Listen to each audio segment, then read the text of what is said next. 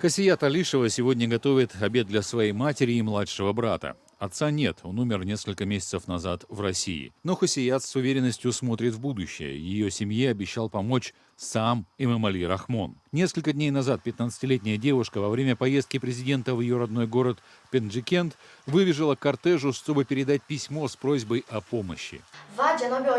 Когда президент уже хотел продолжить путь, я закричала изо всех сил: «Отпустите меня, у меня есть письмо для него, я его должна передать». Он высунул руку из окна автомобиля и сказал: «Пустите ее, пусть передаст письмо». Семья Хасият жила бедно. Средств не всегда хватало даже на самое необходимое. Но теперь им дали и деньги, и продукты питания. Также пообещали помочь с жильем. Пока Хасият с матерью живут в маленькой съемной квартире. Дали 5000 сомани, мешок муки, 2 бутылки масла, 20 килограммов риса, макароны и картофель. С квартирой чиновники сказали, нужно подождать. Сайфулло Сафаров, который в 90-е годы был советником Рахмона, затем был зампредом партии власти, а с 2001 по 2019 годы работал заместителем директора Центра стратегических исследований при президенте, говорит, что таджикистанцы всегда писали письма Рахмону, так как верят ему, как своему избраннику и выходцу из народа. Люди часто пытаются решить свои проблемы, порой совсем незначительные, через главу государства. Не без недостатков, но в аппарате президента пытаются помочь всем, уверен Сафаров. Во-первых, наш президент, как человек-гуманист, перед народом уже себя проявил. От этого и у народа больше доверия лично к президенту, чем к аппарату. Но это не означает, что аппарат не работает или министры не работают. Они тоже работают. Но до всех руки никогда не доходят. Будут люди, которые не в силах в районах решить их вопросы. Например, когда им нужны большие деньги, ни один председатель, ни один район не имеет возможности кому-то платить, например, 10 000 сомон, как в Пенджикенте это случилось.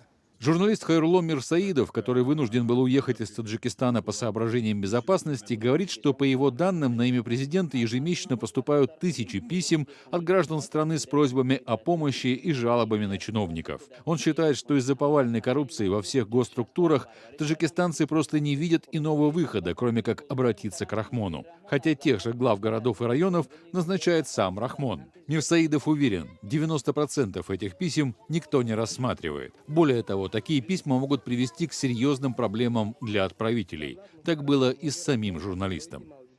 Я в свое время обратился к президенту, открытым письмом, чтобы дать огласку той проблеме, с которой мы столкнулись. Но проблема в том, что вместо помощи, ситуация обернулась против нас, так как мое открытое письмо было спущено именно до тех людей, то есть прокуроров, на которых фактически я и пожаловался на коррупцию. И в итоге эти же прокуроры возбудили против меня и моей команды уголовное дело. То есть вот как решается вопрос уже не первый год в Таджикистане. Это всегда так, когда аппарат президента спускает ту же жалобу до того человека, который фактически нарушает права граждан. По словам журналиста, те редкие сообщения в СМИ и соцсетях с благодарностями в адрес президента, который кому-то чем-то помог, ситуацию не меняют, поскольку это адресная помощь. Она никак не влияет на уровень жизни населения страны в целом. Случай с Хасият Алишевой из этой же категории, говорит Мирсаидов. Так, как она, живет большинство граждан Таджикистана. Не надо делать вид, как будто это единственная ситуация, которую президент увидел и помог. Президент прекрасно знает, что половина Таджикистана нищенствует. А его коррумпированные представители, его